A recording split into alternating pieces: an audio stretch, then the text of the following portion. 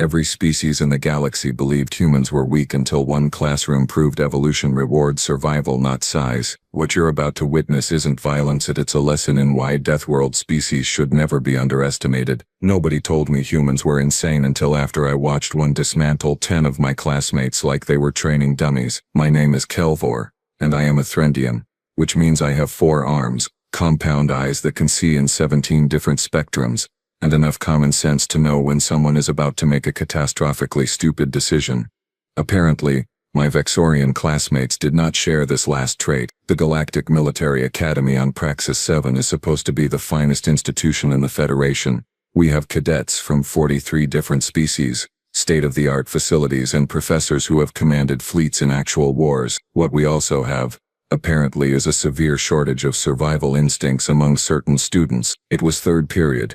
Combat theory with Instructor Ralax, a grizzled Korthan who had seen action in the Rebellion Wars.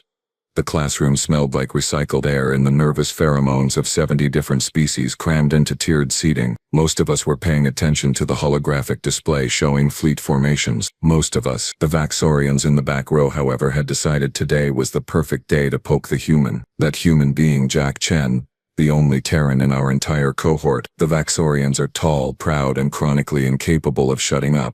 Their species evolved on a high-gravity world, giving them dense muscle tissue and bones that could probably survive a shuttle crash. This makes them think they are the toughest beings in the galaxy. Spoiler alert, they are not. Drovak, the ringleader, had been needling Jack for weeks now. Little comments here and there. Snide remarks about human fragility. Jokes about their laughable lifespan of barely 100 cycles. Observations about how soft and squishy they looked compared to proper warrior species. Jack, to his credit, had ignored every single one. He sat 3 rows ahead of me, his posture relaxed, taking notes on his datapad like Instructor Ralax was actually saying something interesting. His species has only 2 arms, which seems like a design flaw, and hair growing out of their heads in the strangest places, which seems like a hygiene nightmare. But he was always polite, always prepared, and apparently, always patient. Until today. Drovak leaned forward, his massive frame casting a shadow over the seats. "Hey, Chen," he hissed loud enough for half the class to hear. "I was reading about Earth last night. Your world is what, 70% water? And your species cannot even breathe in it? What kind of pathetic evolution is that?" His friends snickered. There were 10 of them in total, all Vexorians, all built like cargo haulers. Jack did not turn around, just kept writing. "In your gravity," another one chimed in, a female named Sheksara. .98 standard? My grandmother trains in higher gravity than that. How do you even build muscle? More laughter. I heard humans need to sleep every single cycle. Drovak continued, warming to his theme. Like babies. Do you need a nap, Chen? Should we get you a blanket? The classroom had gone quiet now. Even Instructor Ralax had stopped talking, his 3 eyes fixed on the back row with an expression I could not quite read. Warning, maybe, or perhaps morbid curiosity. Jack finally stopped writing. He set down his datapad very carefully, very precisely. Then he turned around in his seat. His face was calm, too calm. Humans have these fascinating facial muscles that can convey 1,000 emotions. And right now Jack's were conveying absolutely nothing. "Are you finished?" he asked quietly. Drovak grinned, showing all his teeth.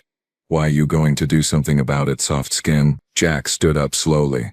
The movement was fluid, controlled, economical. He was not particularly tall by Vexorian standards, maybe average height for his species, with a lean build that Drovak and his crew probably mistook for weakness. "Sit down, human," Drovak said, rising from his own seat. His friend stood with him, forming a wall of muscle and arrogance. "Before you embarrass yourself, Jack," Instructor Ralax called out, his voice carrying a warning. "Return to your seat." Jack ignored him. His eyes, those strange forward-facing predator eyes that humans have, never left Drovak's face. "I'm going to give you one chance," Jack said, his voice still quiet, still calm. "Apologize and sit down. We can forget this happened." Oh, how I wish Drovak had taken that offer. How I wish he had recognized the danger in that tone.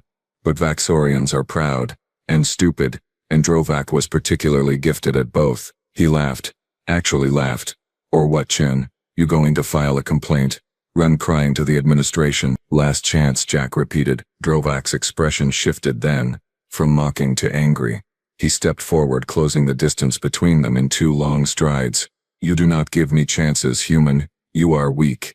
Your species is weak. Your entire planet is a backwater joke that only got into the Federation because you learned to build primitive jump drives. He shoved Jack hard, both hands against his chest. Jack stumbled back 2 steps, caught his balance, and smiled. It was not a friendly smile. It was the kind of smile that should have sent every survival instinct in Drovak's brain screaming at him to run. Instead, Drovak swung. That was his final mistake. The punch came fast. A heavy right hook that would have shattered the jaw of most species in the academy. Drovak had reach, power, and the confidence of someone who had never lost a fight. Jack ducked under it like he had known it was coming. Then he did something that made absolutely no sense from a tactical standpoint. Instead of retreating, creating distance, calling for help, or doing any of the reasonable things a smaller opponent should do, he stepped in closer, right into Drovak's guard, and drove his elbow up into Drovak's throat. The sound was wet and crunchy. Drovak made a choking noise, staggered back, hands flying to his neck. His eyes went wide with shock and pain. Jack did not wait. He pivoted, his leg sweeping out in a low arc that caught Drovak behind the knees. Despite his size, despite his high-gravity world muscles, Drovak went down hard. The floor shook when he hit it. 1 down. 9 to go. 5 seconds elapsed. The classroom exploded into chaos. Sheksara came at Jack from the left, screaming something in Vaxorian that my translator refused to process. She was faster than Drovak, and her claws were extended. Vaxorians have retractable claws on each of their 4 fingers, designed for climbing their world's crystalline mountains. They can shred through most materials. Jack turned, saw her coming, and did not even try to block.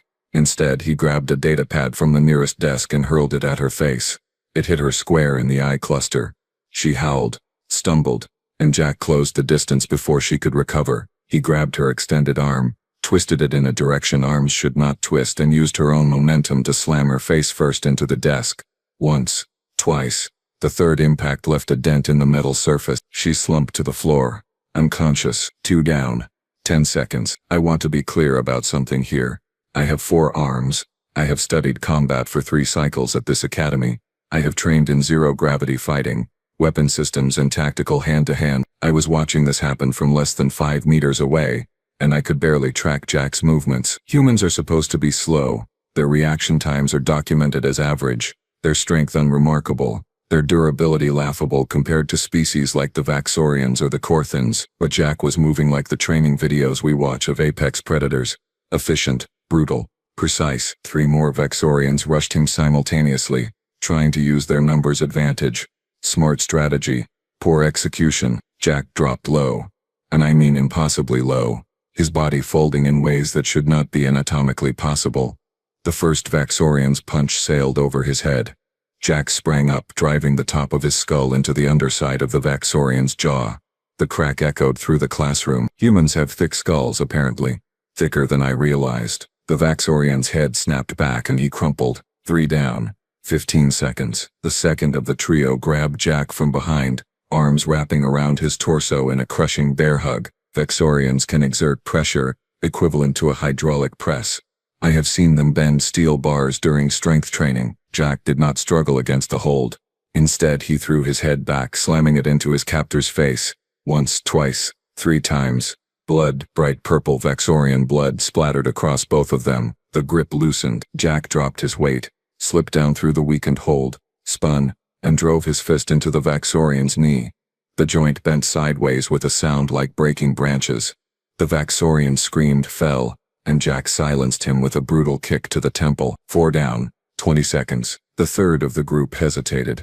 Fatal mistake. Jack grabbed him by his uniform collar, yanked him forward, and delivered 3 rapid punches to his midsection. I could hear the air explode from the Vaxorian's lungs. Jack finished with an uppercut that lifted him off his feet. 5 down. 25 seconds. Instructor Ralix was shouting now, trying to push through the crowd of students who had all pressed back against the walls. Security alarms were blaring. Half the class was screaming. The other half, like me, was frozen in horrified fascination. The remaining 5 Vaxorians had spread out, circling Jack like pack hunters. They were trying to coordinate, communicate with hand signals. Decent tactics. Jack just smiled that terrifying smile again. One of them tried to be smart, grabbing a chair and swinging it at Jack's head. Jack ducked, caught the chair on the backswing and ripped it from the Vaxorian's grip. Then he used it as a weapon, slamming it into the next closest attacker with enough force to bend the metal frame. 6 down. 32 seconds. He tossed the ruined chair aside and faced the remaining 4. 2 of them charged together, coordinated this time, coming from different angles. Jack grabbed the edge of a desk, the heavy Academy-issued ones that are bolted to the floor, and with a sound of shrieking metal he tore it loose. He swung it like a club. Both Vaxorians went down in a tangle of limbs and broken furniture. 8 down. 40 seconds. I need you to understand something. I was watching this happen. My brain was processing the visual information, but part of me refused to believe it. This was not supposed to be possible. Humans were weak, fragile, soft, except Jack Chen was standing in the middle of a classroom that looked like a natural disaster had hit it, breathing only slightly harder than normal, surrounded by unconscious Vaxorians, and he was not even bleeding. The 9th Vaxorian, a cadet named Throxel, who I had seen lift weights that would crush most species, tried a different approach. He grabbed a fire extinguisher from the wall and sprayed it at Jack's face, trying to blind him. Smart, creative, useless. Jack covered his eyes with one arm, charged through the chemical cloud and tackled Throxel around the waist. They hit the floor together, but Jack was on top, and what happened next was not a fight. It was educational violence. Punch, punch, punch. Each one measured, each one precise. Each one delivered with the kind of cold efficiency that spoke of serious training. Throxel stopped moving. 9 down. 55 seconds. The last Vaxorian standing was a cadet named Vorgath. He was the smallest of the group, which still made him significantly larger than Jack, and the only one who seemed to have developed even a fraction of survival instinct. He raised his hands, palms out. "Wait," he said, his voice shaking. "Wait, I surrender. I do not want to fight. Please." Jack stood up slowly from Throxel's unconscious form.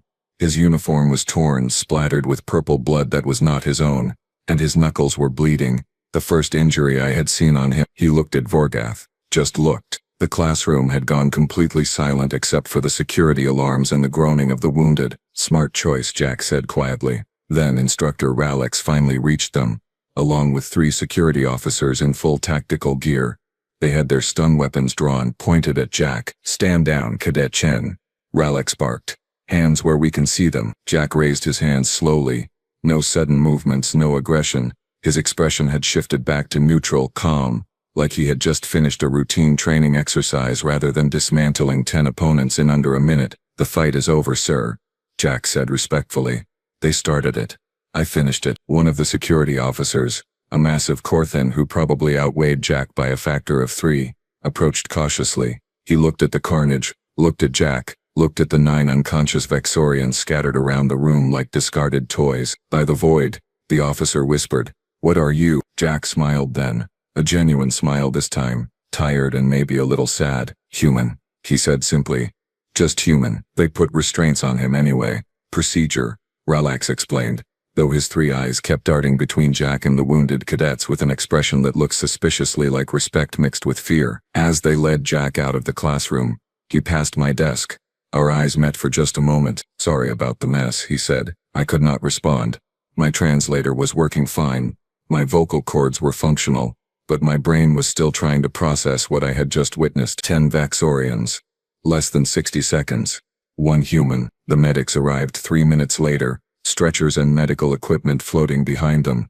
They started triaging the wounded, muttering to each other about concussions, broken bones, dislocated joints, and what one of them described as textbook combat trauma. Drovak was still on the floor, conscious now but holding his throat and making wheezing sounds. He looked up as they loaded him onto a stretcher, his eyes finding me in the crowd. I saw fear there. Raw, primal fear. He had started a fight with what he thought was prey. He had learned, the hard way, that humans are not prey. They are predators wearing friendly faces. The medical bay was chaos for the next 6 hours. I went there not because I was injured, but because I needed to see it with my own eyes, needed confirmation that what happened in that classroom was real and not some kind of mass hallucination brought on by bad cafeteria food. It was real, painfully expensively real. Drovak had a fractured trachea and would need reconstructive surgery. Shaksara had 3 broken facial bones and a severe concussion. Throxel had a broken jaw, 2 cracked ribs, and what the doctors called significant cranial trauma. The others had various broken bones, dislocated joints, internal bleeding, and enough bruising to paint a small ship. 10 trained military cadets from a high-gravity warrior species, all taken down by one human in less than 60 seconds. The medical staff kept shaking their heads, checking their instruments, rechecking the readings like the equipment was malfunctioning. One doctor, a Peltharian with 6 limbs and centuries of experience, just stood in the middle of the bay looking lost. "I have treated combat injuries from 3 wars," she said to no one in particular. "These cadets look like they fought a squad of trained killers. One of them, just one." Vorgath, the only Vaxorian who had not actually fought, sat on a bed in the corner. He was physically fine but kept staring at his hands like they had betrayed him somehow. I approached him carefully. "Are you injured?" He looked up at me, and I saw something in his eyes I had never seen in a Vaxorian before. Shame. Yes, but also something deeper. Understanding. Maybe. "I almost fought him," Vorgath said quietly. "I was going to. But then I saw what he did to Throxel, the way he moved, and something in my brain just screamed at me to stop, to submit." "Smart decision," I said. "My ancestors were apex predators on our world." Vorgath continued, his voice distant. "We evolved hunting in packs, taking down creatures twice our size. We have instincts, deep ones, that tell us when we are facing another predator, when we are outmatched." He paused. "That human triggered every single one of those instincts." Before I could respond, Instructor Ralix entered the medical bay with 2 other Academy officials. One was Commandant Thex, a decorated Korthan admiral who ran the entire facility. The other was someone I did not recognize, a slim Centaurian female with data tablets floating around her head. They gathered the conscious Vaxorians together, along with myself and several other witnesses. What followed was not the dressing down I expected. Instead, it was a lecture. The Centaurian spoke first. Her name was Professor Lys, apparently the Academy's xenobiology specialist. "I want to show you something," she said, activating a holographic display. "This is Earth, Cadet Chen's homeworld." The planet rotated before us, blue and green and white, looking deceptively peaceful. "Earth is classified as a death world," Lys continued, "one of only 17 known planets in the Federation that falls into this category. The surface is populated by millions of species. Nearly all of them evolved for predation or survival against predators. The humans are not the strongest species on their planet. They are not the fastest, not the most venomous, not the best camouflaged." She pulled up images. Creatures with massive teeth, others with crushing coils, things with claws that made Vaxorian talons look like grooming tools. "So how did humans become the dominant species?" Lys asked. "Why are they the ones who built cities and spacecraft while these other creatures remained animals?" She changed the display, showing a human skeleton next to a Vaxorian one. "Humans evolved as persistence hunters. They can regulate their body temperature through water secretion, allowing them to run for hours, days even, chasing prey until it collapses from exhaustion. Their hands can manipulate tools with precision that most species require cybernetic enhancement to match. Their brains are wired for pattern recognition, tactical thinking, and creative problem solve." Another image. A human brain, sections lighting up. "But most importantly," Lys said, her voice taking on an edge, "humans evolved in an environment of constant threat. They developed stress response systems that flood their bodies with performance-enhancing chemicals during danger. Adrenaline, cortisol. Their pain tolerance increases. Their reaction time improves. Their strength output can exceed normal limits by significant margins." She looked directly at Drovak, who was watching from his medical bed, a device around his throat helping him breathe. "What you fought today was not just Cadet Chen. You fought millions of years of evolution designed specifically for survival against overwhelming odds. You attacked a persistence predator, a tool-using problem solver, a creature whose ancestors hunted animals 10 times their size using nothing but endurance and intelligence." Commandant Thex stepped forward. "The Academy will be implementing new protocols immediately. All cadets will be required to take xenobiology courses with emphasis on species capability assessment. There will be mandatory cultural sensitivity training, and there will be severe, career-ending consequences for anyone who initiates violence against another cadet." He paused, his expression hard. "Cadet Chen has been cleared of all charges. Self-defense, justified force, proportional response." The review board's decision was unanimous. He glanced at the wounded Vaxorians. "You are all being placed on academic probation. One more incident, and you will be expelled." Drovak tried to speak, but his damaged throat only produced a wheeze. "Save it," Sek said coldly. "You picked a fight with a human and lost. Be grateful you are alive." His species has been fighting for survival since before your civilization discovered fire. You never stood a chance. The meeting ended. The officials left. The medical staff returned to their patients. I stood there, my 4 arms hanging uselessly at my sides, my worldview completely shattered. Everything I thought I knew about humans was wrong. Everything. 3 weeks have passed since the incident and the Academy has not stopped talking about it. The footage, because of course there was footage from the classroom security systems, has been classified by the administration. Too late though. Copies circulated through the student network within hours. I have watched it 17 times now, and each viewing reveals something new: a subtle weight shift, a calculated angle, a moment where Jack clearly chose not to permanently injure someone when he easily could have. That last part terrifies me more than the violence itself. The humans, all 47 of them currently enrolled in Federation military academies across the galaxy, have become something of a phenomenon, where before they were curiosities, oddities, the newcomers who barely qualified for membership. Now they are watched, studied, evaluated with new eyes. Command staff are quietly reviewing combat doctrine.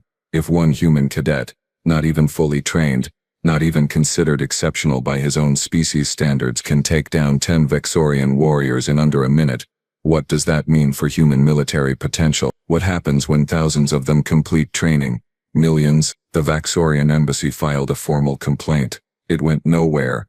The evidence was too clear, the provocation too obvious, and frankly I think the Federation Council is more interested in studying the outcome than punishing it. I see Jack around campus now. He walks the same paths, attends the same classes, eats in the same cafeteria. He nods politely when we make eye contact, offers small smiles to other students, helps underclassmen with their coursework. Everyone gives him space now, not hostile space, not the exclusion he faced before, but respectful distance.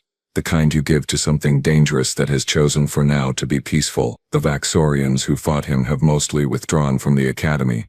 Drovak left 2 weeks ago, his throat healed but his pride apparently beyond repair. Shexora and 3 others transferred to different institutions. Only Vorgath remained, and he has become something unexpected. He and Jack are friends now. I saw them in the library yesterday studying together for our tactics examination. Vorgath was laughing at something Jack said, completely at ease, and Jack was sketching out some kind of strategy diagram with the casual competence that seems to define everything he does. It made me think about fear and respect, about how the line between them is thinner than we pretend. The Federation has existed for 2,000 cycles. We have member species from every corner of explored space. We have gas cloud intelligences, hive minds, silicon-based crystalline entities, and everything in between. We pride ourselves on diversity, on inclusion, on the peaceful cooperation of wildly different forms of life. But humans are forcing us to confront something uncomfortable. We have been peaceful for so long that we forgot what danger looks like. We have species that evolved as herbivores, filter feeders, scavengers. Even our warrior cultures like the Vaxorians evolved on worlds where they were the apex, the top of their food chains, dominant since their species gained sentience. Humans evolved while something was actively trying to eat them, while diseases decimated their populations, while their own planet threw hurricanes, earthquakes, volcanoes, and ice ages at them in random succession. They learned to make tools because they had to. They learned to cooperate because they had to. They learned to fight, to endure, to adapt because the alternative was extinction. And then, after millions of cycles of that crucible, they turned those survival skills toward each other. Humans have been fighting humans for their entire recorded history, war after war, conflict after conflict, century after century of competition and violence and innovation driven by the need to overcome other humans. By the time they developed spaceflight, they had refined warfare into an art form. Professor Liss gave a lecture last week, open to all students. The auditorium was packed. She talked about human history, about their world wars that killed millions, about their Cold War where they built enough weapons to destroy their own planet dozens of times over and somehow managed not to use them, about how they went from splitting the atom to walking on their moon in less than 1 generation. Humans are not the strongest species, she said. They're not the smartest, not the longest lived, not the most technologically advanced, but they have something that might be more valuable than any of those traits. They have adaptability. They have determination. They have the ability to face impossible odds and find a way through. She paused, looking out at all of us. The question the Federation must answer is whether we want them as allies or adversaries. Because make no mistake, Humanity will continue to grow, to expand, to push boundaries. They are too restless, too curious, too driven to do otherwise. I think about that a lot now. I think about Jack Chen, who could have killed 10 cadets and chose not to, who could have escalated, could have held a grudge, could have used his newfound reputation to intimidate and dominate. Instead, he goes to class, studies, makes friends, acts like a normal cadet who just wants to serve. That is what frightens the Federation leadership, I suspect. Not the violence humans are capable of, but the restraint they choose to exercise, the control, the calculated decision to be civilized despite having every tool necessary for savagery. We spent so long assuming humans were weak. Now we are learning they are simply patient, and I genuinely cannot decide if that makes me feel safer or more terrified. But I know one thing with absolute certainty: I am very, very glad they are on our side. For now, this incident taught the Federation a lesson evolution never forgets. Survival is not about size or strength, but adaptability, discipline, and restraint. Humans did not dominate their world because they were the strongest, but because they learned when to fight, how to endure, and when to stop.